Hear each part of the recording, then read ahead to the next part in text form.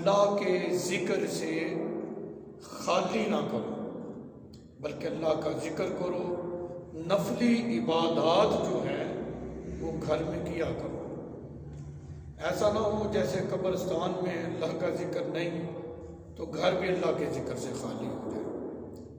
پھر فرمایا وَلَا تَجْعَلُوا قَبْرِي عِیدًا، نبی پاک علیہ الصلوۃ والسلام نے فرمایا کہ میری قبر کو عید نہ بناؤ۔ اس کے دو مطلب ہو سکتے ہیں۔ پہلا مطلب تو یہ کہ جیسے ہم عیدگاہ میں سال میں 2 مرتبہ جاتے ہیں، عید الفطر و عید الاضحیٰ کے لیے، نبی کریم علیہ الصلوۃ والسلام نے فرمایا کہ میرے روزے پر سال میں 1-2 مرتبہ ہی نہیں بلکہ جب رب توفیق دے تم بار بار میرے پاس آؤ۔ اور دوسرا مطلب اس کا یہ ہے کہ عید میں انسان کھیل کود میں بے ادبی کر بیٹھتا ہے، فرمایا کہ تم نے جب بھی میرے روزے پر آنا ہے باادب حاضری دینی ہے، کہ وَلَا تَجْعَلُوا قَبْرِي عِیدًا، کہ میری قبر کو عید نہیں بنانا۔ مطلب یہ ہے کہ وہاں باادب ہو کر آنا ہے اور بار بار آنا ہے۔ آگے فرمایا صلوا علیہ فإن صلاتکم، کہ تم مجھ پر درود پڑھو، صلوا علیہ مجھ پر درود پڑھو، فإن صلاتکم تبلغنی، کیونکہ تمہارا درود مجھ تک پہنچتا ہے، حیث کنتم، تم جہاں بھی ہو۔ مطلب مومن جو ہے رسول اللہ صلی اللہ علیہ وسلم کا امتی، آپ کا غلام، جہاں سے بھی درود پڑھتا ہے رسول اللہ صلی اللہ علیہ وسلم فرماتے ہیں کہ مجھے تمہارا درود پہنچتا ہے۔ تو ہمیں نبی کریم علیہ الصلوۃ والسلام کی ذات مقدسہ پر کثرت کے ساتھ درود و سلام پڑھنا چاہیے۔ تو جہاں تک میری آواز جا رہی ہے سب محبت کے ساتھ ہدیہ درود و سلام پڑھیں۔ الصلاۃ والسلام علیک یا سیدی یا رسول اللہ، الصلاۃ والسلام علیک یا سیدی یا حبیب اللہ، وعلی آلک واصحابک یا سیدی یا حضرت محمد صلی اللہ علیہ وسلم۔ معزز سامعین، جس ہستی کے بارے میں آج گفتگو ہم نے کرنی ہے، خواجہ غریب نواز معین الدین اجمیری چشتی رحمۃ اللہ علیہ، سب سے پہلے یہ جان لیں کہ پاک و ہند عرصہ دراز سے اللہ کے مقبول اور مقربین بندوں کی توجہ کا مرکز رہا ہے۔ بہت سارے اللہ کے مقربین، اللہ کے برگزیدہ بندے اس دھرتی پہ یک کے بعد دیگرے تشریف لاتے رہے، لوگوں کی تربیت اور اسلام کی تبلیغ ان کو کرتے رہے، یہاں تک کہ بہت سارے کفار و مشرکین کو اللہ کی وحدانیت اور رسول اللہ صلی اللہ علیہ وسلم کی رسالت کے حوالے سے انہیں بھی آگاہ کیا اور آگاہ کر کے ان کو اسلام، دار اسلام میں داخل فرمایا۔ انہی بزرگوں میں سے تاج الاولیاء سید الاصفیاء معین الدین غریب نواز اجمیری چشتی رحمۃ اللہ علیہ بھی ہیں۔ آپ ہندوستان کی دھرتی پہ 6 صدی ہجری کو تشریف لائے۔ حضرت خواجہ غریب نواز رحمۃ اللہ علیہ کا مبارک وجود ہند کی دھرتی کے لیے ایک روحانی اور سماجی انقلاب کا باعث بنا۔ آپ رحمۃ اللہ علیہ کی شخصیت سے متاثر ہو کر جو ہند کا ظالم اور جابر حاکم تھا وہ بھی متاثر ہو کر تائب ہو کر آپ کے موتا کے دین میں شامل ہو گیا تھا۔ حضرت خواجہ غریب نواز رحمۃ اللہ علیہ آپ 537 ہجری بمطابق 1142 ہجری عیسوی کو سجستان کے علاقہ سنجر میں پیدا ہوئے، یعنی 537 ہجری اور 1142 عیسوی سجستان کے علاقہ سنجر میں آپ کی پیدائش ہوئی۔ آپ کا نام مبارک جو ہے وہ حسن ہے، آپ حسنی حسینی سید ہیں۔ آپ کے جو القابات ہیں وہ تو بہت زیادہ ہیں، جو معروف ہیں وہ معین الدین ہیں، غریب نواز ہے، یہ آپ کے القابات ہیں۔ وارث النبی ہیں، عطائے رسول ہیں، سلطان الہند، اس طرح کے یہ آپ کے القابات ہیں۔ آپ کے والد ماجد سید غیاث الدین رحمۃ اللہ علیہ وہ بڑے ہی متقی، پرہیزگار اور صاحب کرامت بزرگ تھے۔ جو آپ کی والدہ ماجدہ ہے وہ بھی اکثر عبادت و ریاضت میں مشغول رہنے والی نیک سیرت خاتون تھی۔ خواجہ غریب نواز حسن اجمیری چشتی رحمۃ اللہ علیہ جب 15 سال کے ہوئے تو آپ کے والد گرامی کا انتقال ہو گیا۔ وراثت میں خواجہ غریب نواز اجمیری چشتی رحمۃ اللہ علیہ کو ایک باغ اور ایک پن چکی جو ہے وہ وراثت میں ملی۔ آپ رحمۃ اللہ علیہ نے اسی کو اپنا ذریعہ معاش بنایا، درختوں کی آبیاری کرتے، ان کو پانی دیتے۔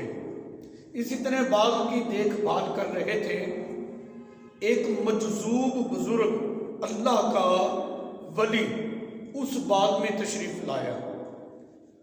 خواجہ معین الدین اجمیری چشتی رحمۃ اللہ علیہ نے جب اس اللہ کے مقرب بندے کو، اس مجذوب بزرگ کو دیکھا، آپ دوڑ کر اس کی طرف گئے، سارے کام چھوڑ کر سلام کیا، دستبوسی کی، بڑی عزت اور اکرام کے ساتھ انہیں درخت کے سائے کے نیچے بٹھایا اور تازہ انگوروں کا خوشہ جو ہے ان کو پیش کیا۔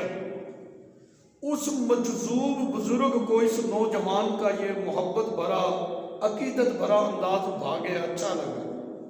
اس بزرگ نے کچھ اپنے منہ میں چبا کر معین الدین سے فرمایا، بیٹا اپنا منہ کھولو، منہ میں ڈال دیا۔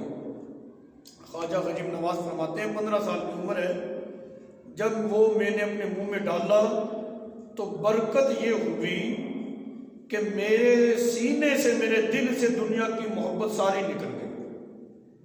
اس کا مطلب یہ کہ اللہ والوں کے جھوٹے میں بھی اللہ تعالیٰ نے اتنی شفا رکھی ہے کہ جو دنیا کی ایک محبت ہے، یہ جو بیماری ہے، یہ بھی نکل جاتی ہے اندر سے۔ تو خواجہ غریب نواز 15 سال کی عمر، آپ نے وہ باغ بھی بیچ دیا، دنیا کی محبت تو نکل گئی ہے، وہ باغ بیچ دیا، پن چکی بھی بیچ دی، جو پیسہ آیا فقراء مساکین میں اس کو تقسیم کر دیا۔ پھر آپ حصول علم دین کے لیے راہ خدا کے مسافر بن گئے۔ 15 سال کی عمر کا نوجوان لڑکا جن کا نام حسن ہے، جو غریب نواز، سلطان الہند، سید الاشفیاء، تاج الاولیاء جیسے القابات جس نے پانے ہیں، ان کا انداز تب اپنا جو ہے وہ حصول علم کے لیے جو انہوں نے سفر کیا، پہلا سفر انہوں نے علم دین حاصل کرنے کے لیے سمرقند کی طرف کیا۔ سمرقند میں شرف الدین رحمۃ اللہ علیہ مولانا عالم دین تھے، ان کے پاس جا کر آپ نے اپنی دینی تعلیم کا آغاز کیا۔ پہلے قرآن پاک حفظ کیا، پھر دیگر علوم بھی انہی کے پاس پڑھے۔ پھر جب بندے کو دینی معلومات، دینی علوم سمجھ میں آنا شروع ہو جائے تو مزید پھر علم دین کا ذوق بڑھتا ہے، مزید چاہت بڑھتی ہے۔ مزید علوم حاصل کرنے کے لیے آپ نے سمرقند سے پھر بخارا کا سفر کیا۔ بخارا کے شورۂ آفاق بزرگ عالم دین حسام الدین رحمت اللہ علیہ کے پاس گئے، ان کے پاس پھر آپ نے دینی علوم حاصل کیے۔ یوں 5 سال کے مختصر عرصے میں جو آپ نے قیام کیا سمرقند اور بخارا میں، آپ نے دینی علوم کی تکمیل کی۔ اس کے بعد خواجہ غریب نواز رحمت اللہ علیہ آپ حضرت سیدنا خواجہ عثمان ہارونی رحمت اللہ علیہ کے ہاتھ پر بیعت ہو گئے، بیعت ہو کر سلسلہ چشتیہ میں داخل ہوئے۔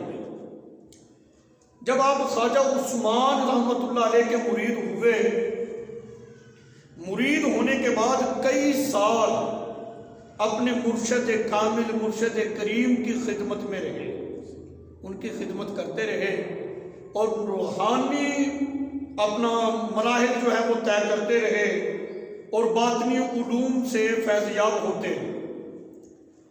خواجہ غریب نواز کے بارے میں آتا ہے انہوں نے اپنے مرشد کامل اپنے مرشد کریم کی اتنی خدمت کی، وہ جہاں بھی جاتے ان کا سامان اپنے کندھوں پر اٹھا کر جا رہے ہوتے تھے، اور کئی مرتبہ حضرت خواجہ غریب نواز رحمۃ اللہ علیہ کو اپنے پیر و مرشد کے ساتھ حج کی سعادت بھی حاصل ہوئی۔ حضرت خواجہ غریب نواز رحمۃ اللہ علیہ فرماتے ہیں، آپ فرماتے ہیں کہ جب میرے مرشد کامل حضرت خواجہ عثمان حازمانی رحمۃ اللہ علیہ کو یہ میری عقیدت اور محبت، انہوں نے میری عقیدت اور محبت کو دیکھا، ایسی نعمت عطا فرمائی کہ پھر اس کی مثال کوئی نہیں تھی۔ تو اس کا مطلب یہ ہے کہ انسان اگر باادب ہو اور بزرگوں کا احترام کرنے والا ہو، بڑوں کا احترام کرنے والا ہو، پھر اس کو بہت کچھ حاصل ہو جاتا ہے۔ ایسے کہا گیا ہے نا کہ باادب با نصیب، بے ادب بد نصیب، یا پھر باادب با مراد، بے ادب بے مراد۔ بزرگان دین کی جو ایک عملی زندگی ہوتی ہے یہ بھی قرآن و سنت کی ترجمانی ہوتی ہے۔ حدیث پاک ہے، شعب الایمان کے اندر یہ حدیث پاک موجود ہے۔ نبی پاک علیہ الصلوۃ والسلام نے حضرت انس بن مالک سے کہا، انس بڑوں کا ادب احترام تعظیم و توقیر کرو اور چھوٹوں پر رحم کرو، تم جنت میں میری رفاقت پالو گے۔ ادب ایک ایسی چیز ہے کہ بڑوں کی تعظیم کرنا، چھوٹوں پر رحم کرنا، اس سے میرے آقا علیہ الصلوۃ والسلام نے فرمایا کہ جنت میں میری رفاقت تمہیں حاصل ہو جائے گی۔ دوسری حدیث پاک یہ ترمذی شریف کی ہے۔ ہمیں بزرگان دین کی جو عملی زندگی ان سے بھی یہی درس ملتا ہے، اور سرکار علیہ الصلوۃ والسلام کا فرمان ترمذی شریف کی دوسری حدیث میرے آقا علیہ الصلوۃ والسلام نے فرمایا، جو ہمارے چھوٹوں پر رحم نہیں کرتا اور بڑوں کی تعظیم نہیں کرتا وہ ہم میں سے ہے ہی نہیں۔ یعنی اسلام جو ہے یہ ہمیں ادب کی تعلیم دے رہا ہے، ہماری تربیت اسلام اس انداز میں کر رہا ہے کہ بڑوں کا احترام کرو، ان کی تعظیم کرو اور چھوٹوں پر شفقت کرو۔ تیسری حدیث پاک یہ بھی ترمذی شریف کے اندر موجود ہے۔ میرے آقا علیہ الصلوۃ والسلام نے فرمایا، جو نوجوان کسی بوڑھے کی اس کی عمر کی وجہ سے اس کا اکرام، اس کی عزت کرتا ہے، بدلے میں اللہ تبارک و تعالی اس کی عزت و افزائی کروائی دیتا ہے۔ مطلب یہ ہے کہ جب ہم بزرگوں کا احترام کرتے ہیں تو بدلے میں اللہ تعالیٰ ہماری بھی عزت کو بڑھا دیتا ہے، ہماری بھی عزت اللہ تعالیٰ کرواتا ہے۔ تو خواجہ غریب نواز رحمۃ اللہ علیہ کی سیرت کو اگر ہم پڑھیں، ان کی عملی زندگی سے بھی ہمیں یہ درس مل رہا ہے کہ ہم نے بزرگوں کا احترام کرنا ہے۔ کیسے انہوں نے اللہ کے ولی کا احترام کیا، ان کو درخت کے سائے میں بٹھایا، سلام لیا، دست بوسی کی، ان کو پھل پیش کیا، تو پھر اس مجذوب بزرگ نے پھر کیسے نوازا۔ تو بات یہ ہوتی ہے کہ انسان باادب ہو، احترام کرنے والا ہو، اسلام ہمیں اس بات کا درس دے رہے۔ خواجہ غریب نواز رحمۃ اللہ علیہ نے حصول علم دین کے لیے سفر کیا ہے، اور یہ بھی نبی پاک علیہ الصلوۃ والسلام کی احادیث کو اگر تم نے سمجھنا ہے، سرکار علیہ الصلوۃ والسلام نے اپنے اصحاب کی یہ تربیت کی تھی۔ وہ ایک حدیث کے علم کے لیے ملکوں کا سفر کیا کرتے تھے۔ خواجہ غریب نواز نے بھی علم دین کے حصول کے لیے سفر کیا۔ تو پتہ چلا بزرگان دین کی عملی زندگی بھی ہمیں اللہ اور اس کے رسول کے قریب ہی لے جاتی ہے۔ یہ جو بزرگان دین ہوتے ہیں ان کے جو معاملات، حضرت خواجہ غریب نواز اجمیری چشتی رحمۃ اللہ علیہ، آپ کے خلیفہ حضرت خواجہ مختار کاکی رحمۃ اللہ علیہ، حضرت خواجہ مختار کاکی رحمۃ اللہ علیہ آپ کے خلیفہ تو بہت تھے خواجہ غریب نواز کے، یہ ایک معروف مشہور خلیفہ ہیں آپ کے۔ وہ فرماتے ہیں، میں ایک مرتبہ اپنے پیر و مرشد حضرت خواجہ غریب نواز کے ساتھ تھا، یہ حضرت خواجہ مختار کاکی رحمۃ اللہ علیہ فرما رہے ہیں۔ آپ نے اپنے مرید کا جنازہ پڑھایا، جنازہ پڑھانے کے بعد اس کی قبر پہ بیٹھ گئے، لوگ آہستہ آہستہ سب چلے گئے، آپ اپنی مرید کی قبر پہ بیٹھے ہو، پہلے آپ کا چہرہ جو ہے وہ غمگین ہو گیا، پریشانی کا اثرات نمودار ہوئے، پھر کچھ ہی دیر کے بعد آپ نے پڑھا الحمدللہ رب العالمین۔ خواجہ بختیار کاکی رحمت اللہ علیہ آپ کہتے ہیں کہ میں نے جب بار بار اپنے مرشد کریم کی بارگاہ میں عرض کی، خواجہ غریب نواز سے پوچھا، آپ کے چہرہ پہلے اداس ہوا، پھر آپ نے الحمدللہ رب العالمین پڑھا قبر پہ بیٹھ کے، کیا ماجرا تھا؟ خواجہ غریب نواز، اللہ والوں کی بصارت دیکھو، وہ قبر کے اندر بھی دیکھ لیتے ہیں، یہ قوت اللہ تعالیٰ نے اپنے مقربین بندوں کو دے رکھی ہے۔ آپ فرمانے لگے کہ میں نے دیکھا میرے مرید کے پاس عذاب والے فرشتے آئے تو مجھے اس کی پریشانی ہوگی، پھر میرے مرشد کامل، یہ خواجہ غریب نواز فرما رہے ہیں کہ میرے مرشد کامل خواجہ عثمان حرمانی رحمت اللہ علیہ تشریف لے آئے، فرمانے لگے بھئی یہ میرے مرید معین الدین کا مرید ہے، اس کو چھوڑ دو۔ وہ فرشتے کہنے لگے یہ تو بڑا گناہ گار ہے، تو پھر غیب سے آواز آئی اگرچہ یہ گناہ گار ہے، ہم نے خواجہ عثمان کے صدقے اس کو معاف کر دیا، چھوڑ دو اس کو۔ تو اللہ والوں کے صدقے جو ہے ہمیں دنیا میں بھی بھلائی ملتی ہے، قبر کی بھی بھلائی ملے گی۔ انسان کو نیاز مند ہونا چاہیے۔ اللہ کے ولی، یہ عربی زبان کا جملہ ہے، اس کا اردو میں ترجمہ یہ بنتا ہے کہ اللہ کے دوست۔ جب اللہ کے دوست جو ہیں ان کا جب ہم ادب اور احترام کریں گے تو پھر ہمیں دنیاوی اور اخروی فائدے تو حاصل ہوں گے نا جی۔ تو اللہ کے دوستوں سے پنگا نہیں لینا چاہیے۔ یہاں کوئی وڈیرا اس کے دوست سے پنگا لے کر دیکھو پتہ لگ جائے گا۔ جو اللہ کے دوست ہوں ان کو تنگ کریں گے تو پھر دنیا تو برباد ہونی ہے نا جی۔ خواجہ غریب نواز رحمت اللہ علیہ، آپ اس بات سے اس چیز کا اندازہ لگائیے گا، نبی پاک علیہ السلام کی بارگاہ میں آپ کو کتنا مقام حاصل ہے۔ مدینہ طیبہ میں حاضری کی آپ کو سعادت حاصل ہوئی۔ خواجہ غریب نواز رحمت اللہ علیہ کو جب وہاں پر حاضر ہوئے، نبی پاک علیہ السلام کی بارگاہ میں سلام عقیدت پیش کیا۔ وہ الفاظ کیا تھے؟ الصلاۃ والسلام علیک یا سید المرسلین وخاتم النبیین۔ جب سرکار کی بارگاہ میں یہ سلام عقیدت پیش کیا، نبی پاک علیہ السلام کے روضہ انور سے آواز آئی وعلیکم السلام یا قطب المشائخ۔ تو یہ مقام اس اللہ کے ولی کو حضرت خواجہ معین الدین اجمیری چشتی رحمت اللہ علیہ کو سرکار کی بارگاہ میں حاصل تھا۔ اور امیر دعوت اسلامی مولانا الیاس قادری صاحب، انہوں نے اپنے ایک رسالہ ہے خوفناک جادوگر، اس میں یہ انہوں نے ذکر کیا ہے۔ وہ کہتے ہیں کہ خواجہ غریب نواز رحمت اللہ علیہ نبی پاک علیہ السلام کے شہر مدینہ شریف میں حاضر ہوئے تو نبی پاک علیہ السلام کی طرف سے حضرت خواجہ غریب نواز رحمت اللہ علیہ کو یہ بشارت ملی کہ اے معین الدین، یعنی میرے دین کے مددگار معین الدین، جا ہم نے تجھے ہند کی ولایت عطا کر دی ہے، تو اجمیر شریف جا، تیرے وجود کی وجہ سے بے دینی دور ہو جائے گی اور اسلام کو رونق ملے گی، یعنی اسلام آگے بڑھے گا تمہاری وجہ سے۔ حضرت خواجہ غریب نواز رحمت اللہ علیہ مراقبہ کر رہے تھے مکہ میں، مکے کی پرکیف فضاؤں میں جب آپ نے مراقبہ کیا، غیب سے آواز آئی معین الدین، خواجہ غریب نواز کو آواز آ رہی ہے، مانگو کیا مانگتے ہو، جو تم مانگو گے تمہیں دیا جائے گا۔ آپ نے عرض کی کہ میرے سارے مریدوں کو بخش دینا۔ اللہ اکبر۔ نبی پاک علیہ السلام کا انداز کیا تھا؟ اللہ کی بارگاہ میں مولا میرے امتیوں کو بخش دے۔ اور نبی پاک علیہ السلام کے جو امتی ہیں، جو اللہ کے ولی ہیں، تربیت دیکھو کیسی ہے۔ وہ کہتے ہیں کہ مولا ہمارے مریدوں کو بخش دے۔ مرید میرے یہ امت تو رسول اللہ صلی اللہ علیہ وسلم کی ہے نا جی۔ یہ ایک خاص تربیت نبی کریم علیہ الصلوۃ والسلام نے اپنے اصحاب کی پھر سرکار کے اصحاب سے یہ دین جو ہے رسول اللہ صلی اللہ علیہ وسلم کی ساری امت تک پہنچا ہے۔ بڑی محنت ہے صحابہ اکرام کی، بزرگان دین کی اس حوالے سے۔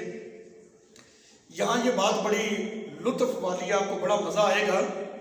حضرت خواجہ غریب نواز رحمۃ اللہ علیہ نے حضرت داتا علی حجویری رحمۃ اللہ علیہ کے مزار پر حاضری دی۔ اللہ والوں کے پاس اللہ والے جاتے ہیں بھائی، جو اللہ والا ہے ہی نہیں وہ تو دور سے ہی کفر شرک اور بدعت، شرک بدعت کے فتوے لگائے گا۔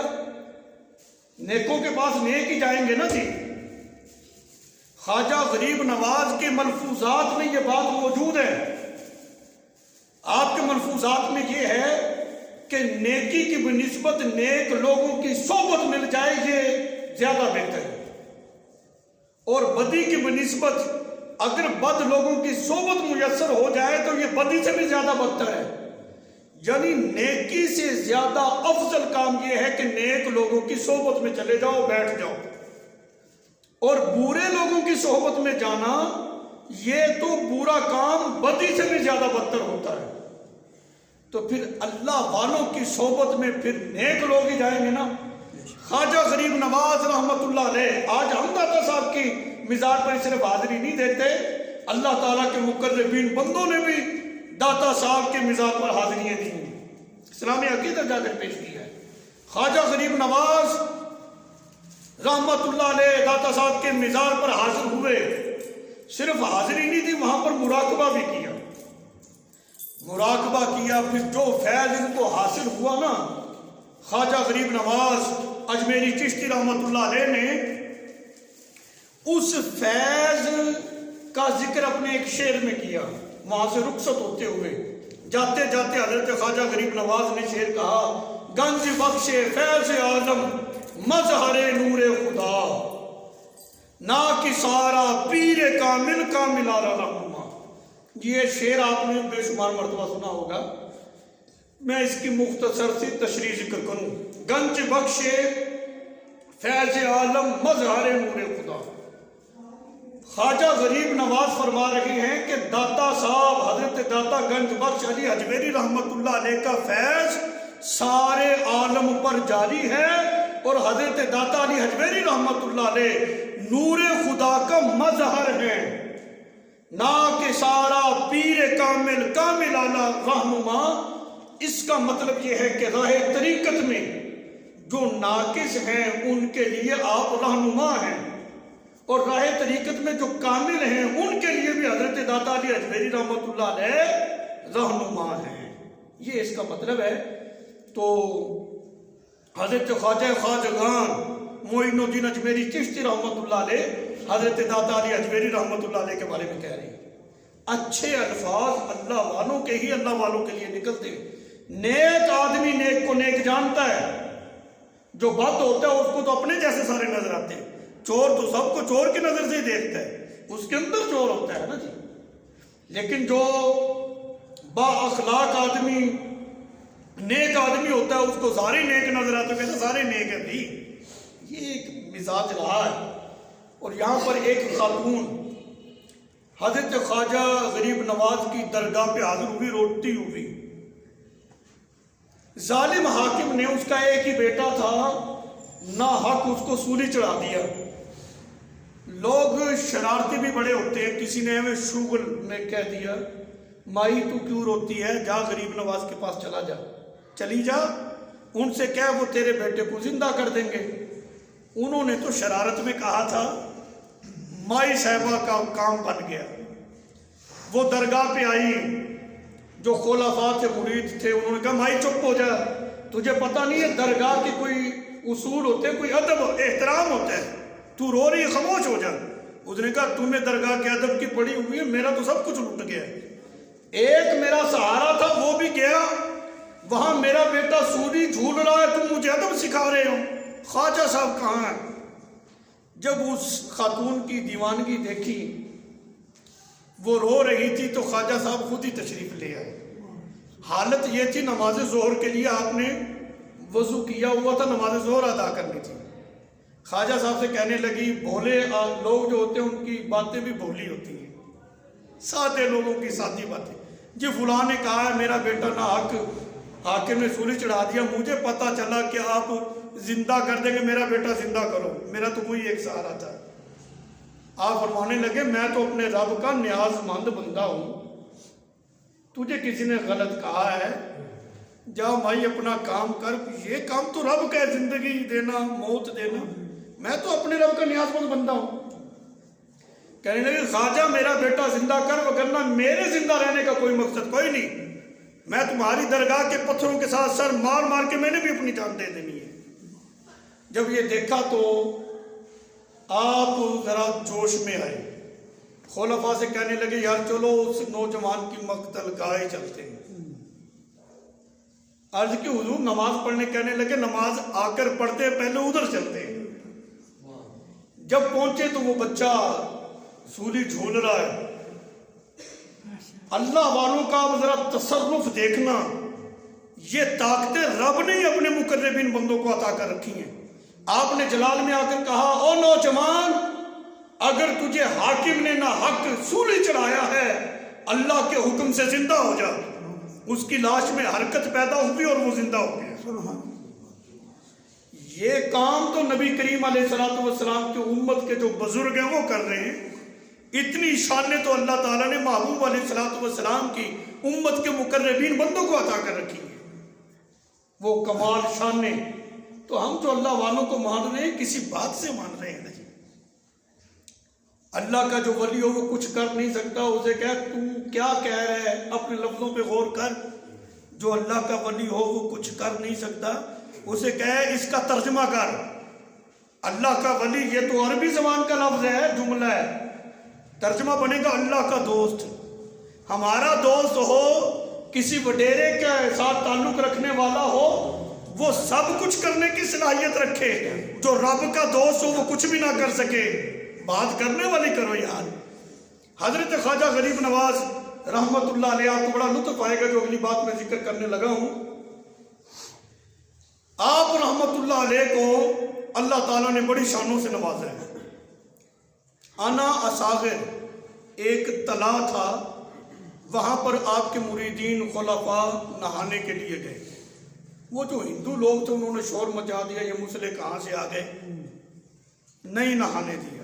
انہوں نے آ کر خواجہ صاحب کی بارگاہ میں خواجہ غریب نواز رحمۃ اللہ علیہ کو درخواست کی. انہوں نے تو یوں کیا ہے، آپ نے ایک مٹی کا بنا ہوا برتن جس میں پانی رکھتے ہیں، لوٹا ہی کہہ لو. اب سمجھانے کے لیے اپنے مرید سے کہا یہ برتن اٹھاؤ، جا کر تلا کو حکم دینا خواجہ کا حکم ہے اسی میں آ جا. اگر آج کا کوئی پڑھا لکھا انسان ہوتا نا، اس نے کہنا تھا حضرت یہ لوٹا اس میں اتنے لیٹر پانی آ سکتا ہے، 1 لیٹر 1.5 لیٹر، زیادہ سے زیادہ 2 لیٹر آ جائے گا. وہ اتنا بڑا تالاب اس میں کیسے آئے گا؟ جہاں عقیدت ہو، جہاں محبت ہو، وہاں پر سوالات نہیں ہوتے.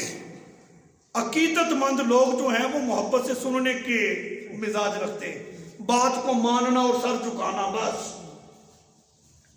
اس نے وہ برتن لیا، خواجہ صاحب کے حکم کے مطابق تلا کے قریب کیا، کہا خواجہ کا حکم ہے اسی میں آ جا. سارا تلا سمٹ کر اسی برتن میں آ جاتا ہے. اب جب ان کو پتا چلا یہ سارا تلا اور سارا پانی کہاں چلا گیا، پتا لگا بھی خواجہ صاحب کا خادم آیا تھا، وہ تو ایک برتن میں بھر کے لے گیا سب کچھ. توبہ طائب ہوئے اور آپ سے معافی مانگی. پھر جا کر آپ نے کہا اس کو انڈیل دو وہیں پہ جا کے. وہ اسی طرح پھر پانی کی روانگی وہاں پر جاری ہو گئی، اسی طرح دوبارہ بھر گیا. تو مقصد یہ ہے کہ اللہ والے جو ہوتے ہیں نا جی، ان کو اللہ نے ہی یہ شانیں اور یہ طاقتیں عطا کر رکھی ہیں. رب دیکھو ہم کسی کو کچھ دے دیں تو وہ چیز اس تک منتقل ہو جاتی ہے کہ نہیں؟ میں کسی کو 100 روپے کا نوٹ دوں اس تک منتقل ہو جائے گا کہ نہیں؟ اور وہ اپنا تصرف اس میں کر سکے گا کہ نہیں؟ ہم کسی کو دیں تو وہ اس میں تصرف کر سکے اور وہ اس کے بعد پہنچ جائے.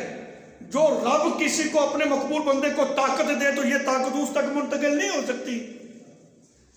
آج ایک ایم پی ایم این اے کے ساتھ کھڑا ہونے والا 2.5 فٹ چھاتی اس کی آگے کو نکلی ہوتی ہے کہ میرے بھی بڑے اختیارات ہیں، جو اللہ والے ہیں ان کے کوئی اختیارات نہیں ہیں، ان کے مانتے ہو، ان کی سفارشیں پیش کرتے ہو، رب کی بارگاہ میں ان مقبولانے جو اللہ کے مقربین بندے ہیں ان کی سفارشیں ہم پیش کریں گے، انشاءاللہ ہمارا بھی بیڑا پار ہو جانا ہے اللہ کی مہربانی سے۔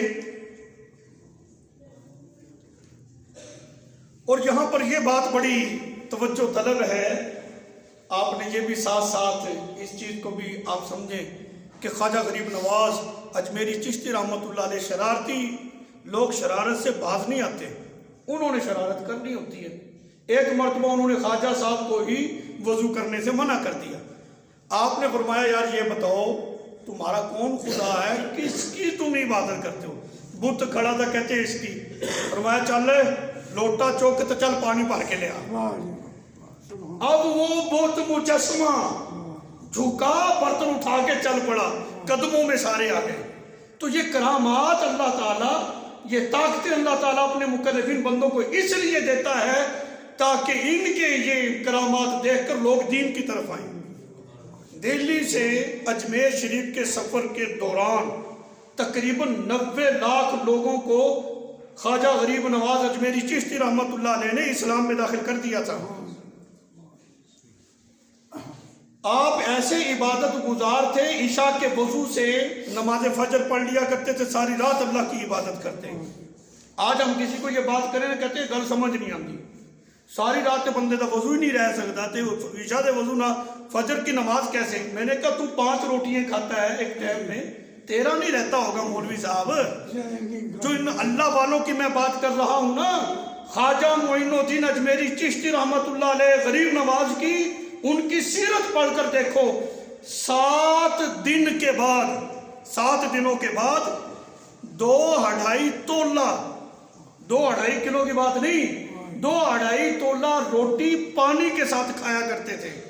مجھے بتاؤ پھر ان کو کیا سستی ہونی ہے، کیا ان کو نیند آنی ہے؟